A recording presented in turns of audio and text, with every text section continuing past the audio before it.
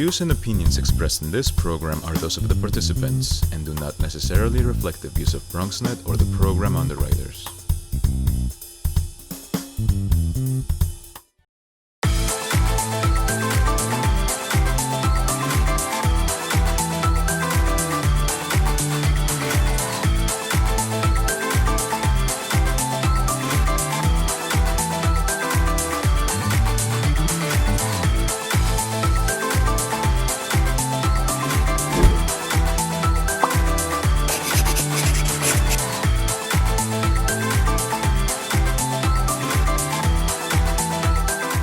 Hello and welcome to Bellas Fashionistas Home Edition. I am your host, Fleriser Bello. It is a pleasure to have you join us on this beautiful afternoon. We trust that you and your loved ones are well and staying safe. In today's Bellas Fireside Chat conversation, we'll welcome back to Bellas Fashionistas TV, author, entrepreneur, founder of JJR Marketing and Fig Factor Media Publishing, Miss Jaqueline Camacho-Ruiz, who will discuss the launch of Latinas in Aviation, a book celebrating the stories of Latina pilots from retired veterans, military and civilians, to aviation administrators and new graduate pilots. Please join me in welcoming Latina trailblazer, pioneer, and Mexicana, Jaqueline Camacho-Ruiz. Jacqueline, thank you so much for joining us today. It is a pleasure to have you back at our home studio. Thank you so much. I am so excited and happy to be back.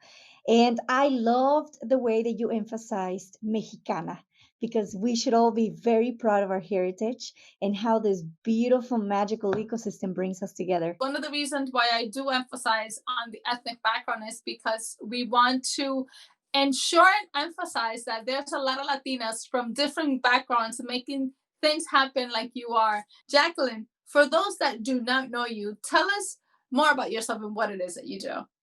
Who am I? That is the quintessential question, right? I'm not a singer, but I kind of do everything else. You know what? I am a servant leader, and that's the seed that got implanted in my heart. You know, when I had survived cancer when I was 23 for the second time at 21 and 23, I asked God, like, why am I here? And the message that I got was to serve people. Now, I had no idea how to do that, right? Because I didn't have any money. I didn't have anything, to share, because I thought that was the way to serve. As I slowly, started my career, I realized that your enthusiasm, your energy, your beauty, your willingness to help is the best way to serve, the best way to bring people together. And for me, that mission has led me to starting two successful marketing, one marketing firm, one publishing house. It also has given me the opportunity to create a publishing house, publish 18 books, travel the world to speak as a keynote speaker, and also do something a little crazy, and that is to become one of the few Latina sports airplane pilots in the United States. So all that wrapped into this notion, this idea of service. And that's what I do every day. I'm managing two nonprofits, two for-profits, a career as a speaker, as an author, of course, being a mom, a wife, and occasionally, I try to do it as much as possible, 3 to 5 times a week sometimes, or at least once a week to go out to the airport and fly small aircraft. How do you find balance and everything that you're doing? Well, I don't think balance exists. I think that it's about integration. It's about knowing where you are. Like, I give the example of when I'm flying the aircraft, I am a pilot in command, and I can't work on a marketing strategy. I can't give advice to people. I can't do anything else in that particular moment because I am focusing on the takeoff and, most importantly, on the landing.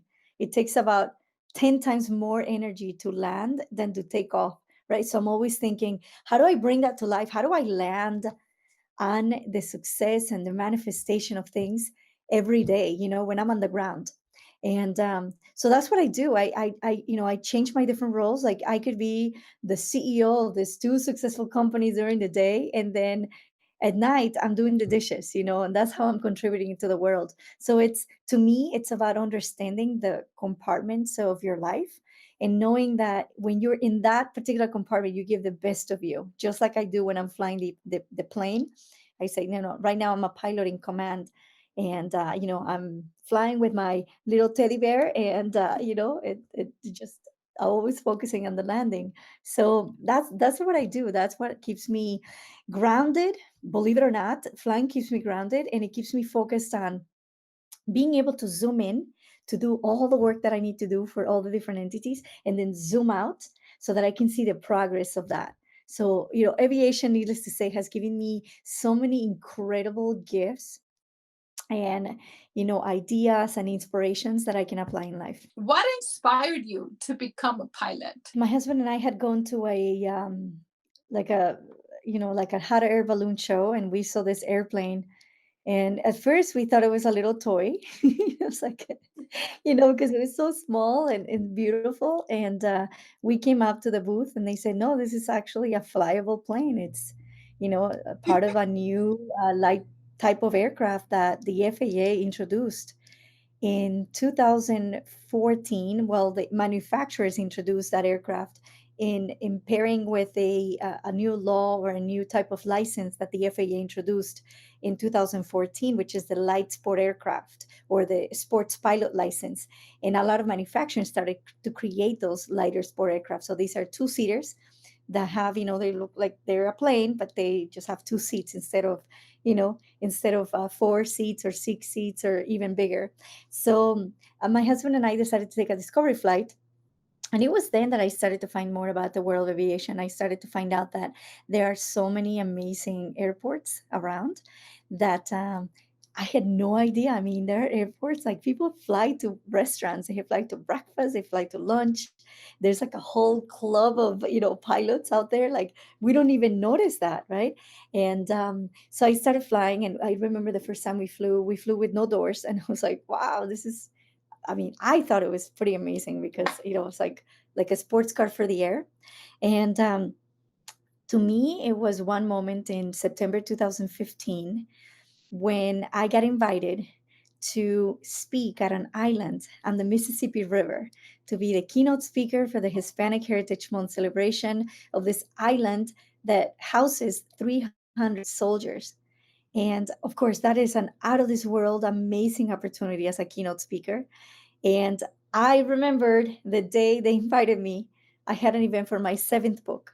So there was no way that theoretically and logistically I can make it to both events because there's a lot of traffic. It was one way to get there, one way back. So I called the same flight school that gave me the discovery flight. And by that point, I was doing a little bit of their marketing, getting more deeper into aviation.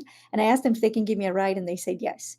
So from that point forward, I mean, I had gotten a beautiful coin of excellence by the US Army, a standing ovation by 300 soldiers, all flown in a plane to this private side of the airport, taking over to the islands, meeting the three-star general, and all that happened in one day. And then I got back. I got into my little sports car because like my husband, I actually used to race before I got into aviation. So I've won some competitions as well on the track. We were actually members of a club that is kind of like a golf club, but for racing.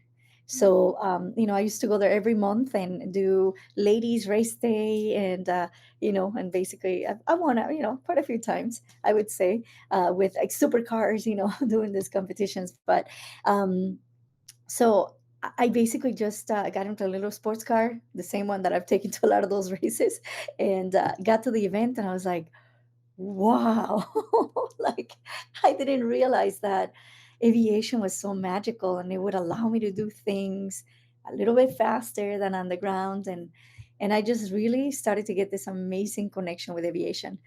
And when I looked around, I'm like, okay, where are the women? Where are the Latinas?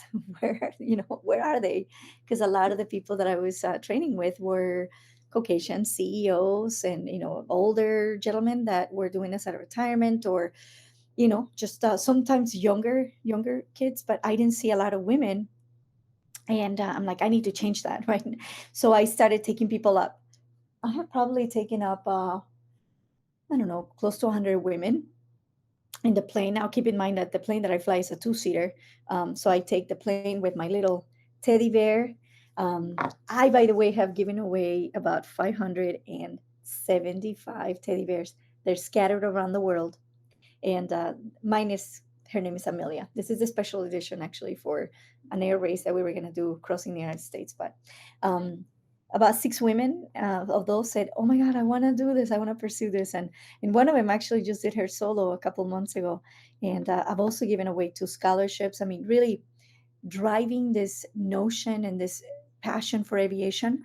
So I went on a crusade around the United States. I said, who are the Latinas in aviation? Who's making this magic happen? Who is flying planes, fixing the planes, being an administrator in the world of aviation? And, a lot of people started raising their hands. Well, not a lot of people, but a few people, because there's so few of us. We're like the rare breed in the world of aviation.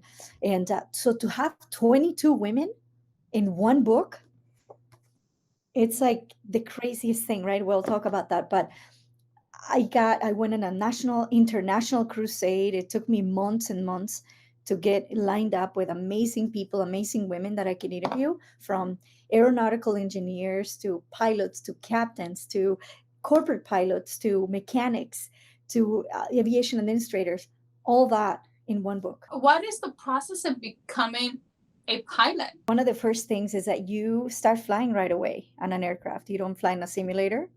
So if you're pursuing your private or your sports pilot license, you start flying on the aircraft right away, with on the captain seat, on the pilot seat, which is on the right hand side, and then you have twin controls with your instructor.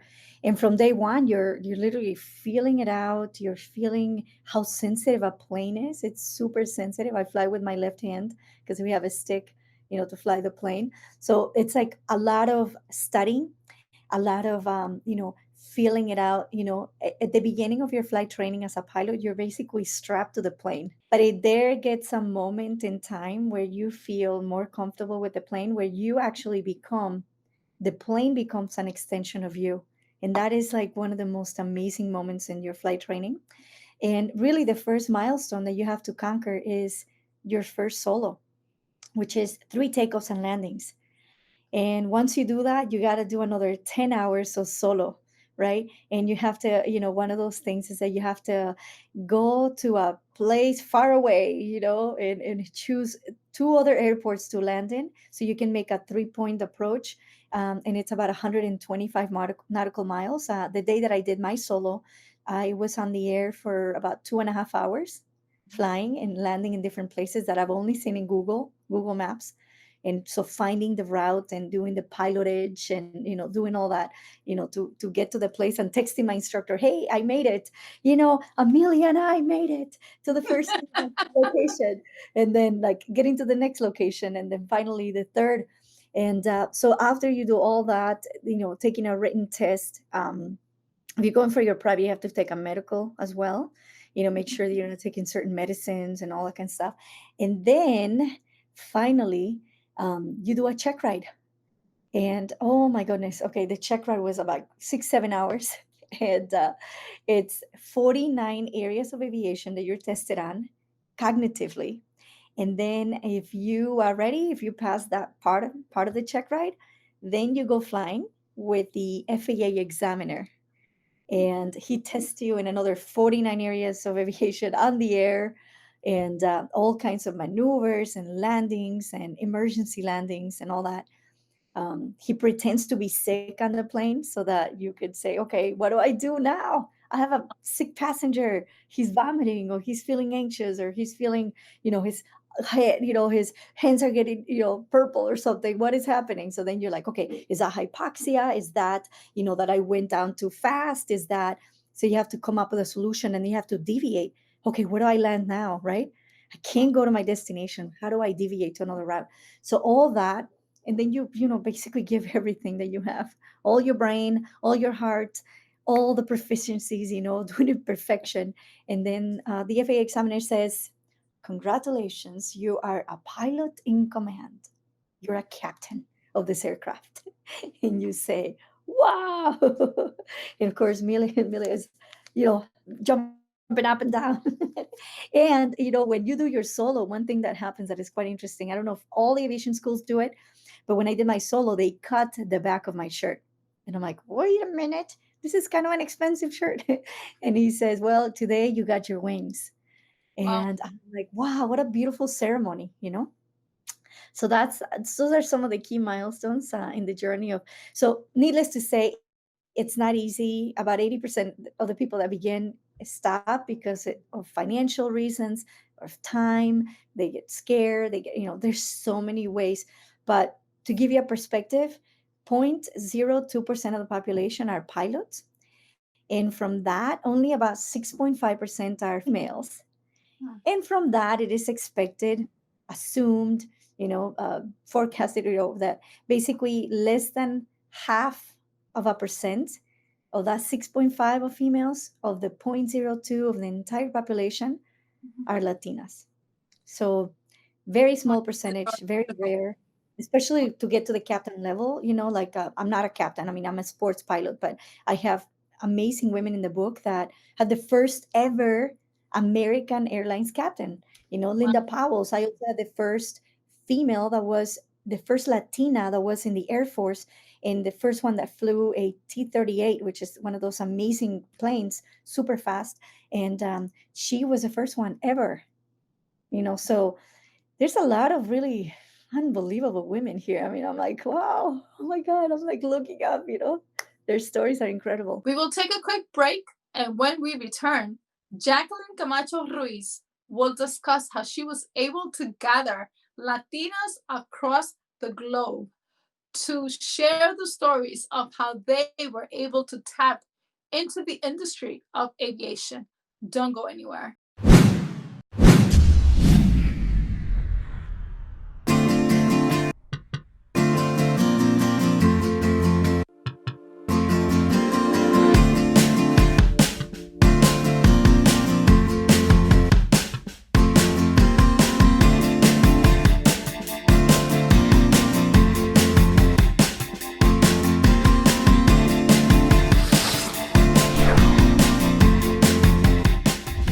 Welcome back.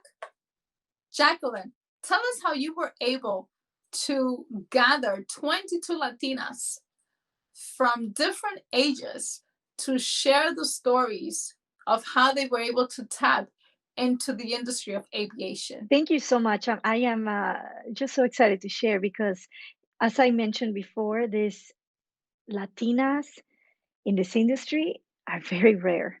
We are not the common denominator. We are not normal, as normal as other groups. And to know that in this amazing book, I have 22 of those incredible Latinas that have broke through the barriers, Latinas that are incredibly brave, from veterans to, aeronautical engineers, mechanics, aviation administrators, pilots, captains, from the general aviation, and from, people that, women that have, being pilots as their career. It's just absolutely amazing. And of course, knowing that there's not a lot of us, I had to request the help of a lot of people through social media, people that I knew inside and outside aviation.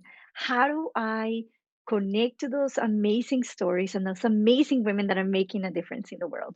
And to me, that was quite a crusade, actually. It was like, oh my God, how am I going to find these women? So I kept asking people, all my contacts, my vast network, and to end with 22, including myself, amazing women that have captivated my heart, my imagination in this amazing book is just such a treat. It's never been done before, something extremely historic. And I'm kind of in the middle of this, like, wow, I had that divine download and it turned to be something amazing. So thank you very much for having me. I'm excited, super excited to be able to share this passion that I have for the planes and now bring it to the earth, bring it to the ground. What inspired you to write this book? I was at the United Nations in December, invited as a pioneer of storytelling for the Latino community to be one of the delegates to the Latino Leadership Summit. And I heard that there's a woman in the room. Her name was Evelyn Miralles, and she was the NASA former chief engineer. She had been there for 27 years, and she had been pretty much virtually part of every mission in the last 37 years, training astronauts across the board and really leaving her legacy in virtual reality and in many, many other areas. So, when I heard that, I'm like, wow, being a pilot and hearing that, I was like, I need to connect with her. And, we started building a relationship. And I asked her, I'm like, would you be so kind to elevate, no pun intended, this project and be the person that give us the honor of doing the preface? And she said, yes. I was like, wow. So as I was collecting more of the stories, give you an example, Olga Custodio, an amazing woman that is historic in her own right. She was the first Latina that flew the T-38 in the Air Force, and she was the first Latina in the Air Force. Wow. And Linda Powell, who was the first captain of American Airlines. And then Olga also worked for American Airlines as well, and knowing that I have the youngest captain in Latin America as part of this book. I have authors that are, aeronautical engineers for Airbus and Boeing. I have a young mechanic and an accident investigator. I have an, aviators that, first officers, captains for, the commercial airlines and anywhere in between, all related to aviation and all women and all Latinas. So it's it's surreal. It's amazing. What do these Latinas have to say and the reason that they became a pilot? A lot of them didn't necessarily think, hey, I'm the only Latina, I'm the only woman. They just thought, I am passionate about the industry and I've been dreaming about planes and I'm going to do this. Like, give you an example, Jessica Hernandez, both of her parents were in the Air Force.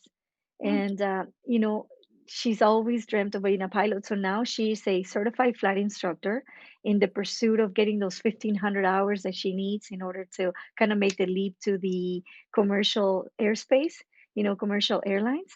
And so she's pursuing that. Then I have another young lady who's also like Jessica, certified flight instructor. So not only a pilot, but with all these different certifications, but they're also teaching other people to become pilots, I know, as certified flight instructors. And I really admire them for that. Um, and, so all that combined just makes it, you know, they didn't think, oh, I'm the only woman. Like I didn't think, oh, I'm going to do this because I'm one of the few Latinas. No, I said, I am so passionate about this and I'm not giving up until I get my license. And I did. What were some of the challenges that any of them shared with you in becoming a pilot? Evelyn, she was, she came from Venezuela, and she was at NASA for 27 years. So for her, she just kept evolving until the time that, she became the chief engineer at NASA because, she's absolutely brilliant and visionary. And she's working on some very exciting projects as well. And for the other pilots, I mean, finances, played a role. Sometimes, if their families didn't understand what this entailed or something, but all of them were extremely supported by them, their parents. A lot of them were inspired by the aviation passion from their parents. But it's raising a family. I have a couple of the pilots now that have their moms, so they had to take a sabbatical, to have their babies and become mothers.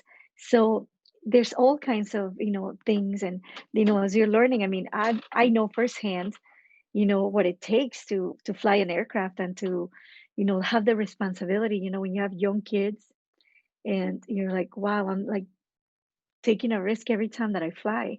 And and God knows that I've experienced some pretty interesting things. So a lot of the reasons why people stop this world is finances, time.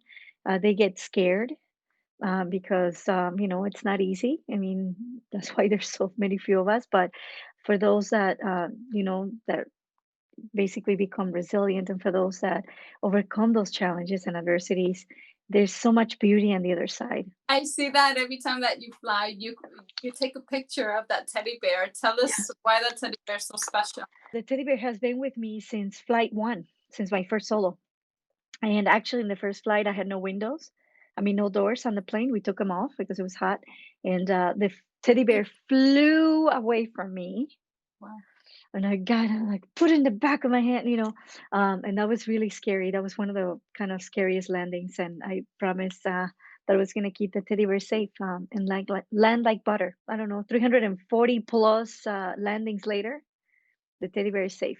What were the challenges that they faced when entering the industry of aviation? I think as an individual, I mean, the barriers are kind of the same, but sometimes because we might have not have the same access as other communities, but really, I mean, financial is a big one because even as a sports pilot or a private pilot, seeking your license, you're looking at about $220 on average for the hour of flight. That includes the aircraft and the instructor, and that's something that even if you go to school, you have to pay out of pocket. So it's not cheap. I paid, many thousands and thousands and thousands of dollars to get my license because, I wanted to make sure that I was prepared, that I was ready, that I was, a pilot in command because everybody kind of learns at their own pace. But barriers of that, barriers of, family issues, you see them a lot. Like I said, sometimes people start and they get freaked out, they get scared, because, you have to be sort of one with the plane. I was telling you earlier that when you first start your flying, journey, you're basically strapped to the plane. That's how you feel. You're like strapped to this aircraft, hey, where are you gonna go? And it gets to a point where there's something magical that happens. And that is like a switch where you realize that you're the pilot in command of that aircraft. Oh, that is the most beautiful feeling because now the plane becomes an extension of you. Oh, and that's beautiful, and then you really take command. You really take that aircraft and you say, I am the pilot in command and I'm responsible from the beginning to the end, making sure that I land like butter, because a lot of people think taking off is the most important thing, but actually landing is the most important thing. I always say that taking off is optional and landing, I add your dreams is mandatory. Is there anything that you would like to share with our audience today? I just want to share that I am so inspired. Sometimes, you find a mission, and sometimes the mission finds you, and you have to surrender to that. And you have to know how to make that mission come to life because you might just inspire a lot of people along the way. And that's how I'm feeling with this amazing book that came to my heart as a divine download. And now I'm holding it, like I'm holding it. I know that it's touching every single one of these amazing authors, and uh, and I'm in the middle of this mission, and committed, elevating them in any way that I can, and honored to be part of it. For more information on the book, where can the book be found? Latinasinaviation.com. You'll find all the information about the authors, about their amazing journey, their favorite quotes, their favorite aircraft, and you can also click there to get a copy. 100% of the proceeds of this book will go to my third scholarship. This one was inspired by Evelyn Miralles, the NASA former chief engineer. And 100% of the proceeds will go to the scholarship to help young Latinas between the ages of 17 and 24 enter the aerospace and aviation industry. So we're committed to that. And we're also doing a $5,000 scholarship for the same reason. So very excited. Jacqueline, it's always a pleasure to have you at Bellas Fashionistas. Thank you so much for joining us today. Thank you so much. Remember, taking off is optional. Landing on your dreams is mandatory. Thank you so much for joining us today. Be sure to follow us on social media at Bellas Fashionistas TV and our media partner at BronxNet TV. To watch more of our programming, please visit our websites at bellasfashionistas.com and our media partner at bronxnet.org. Please be safe. Have a great day.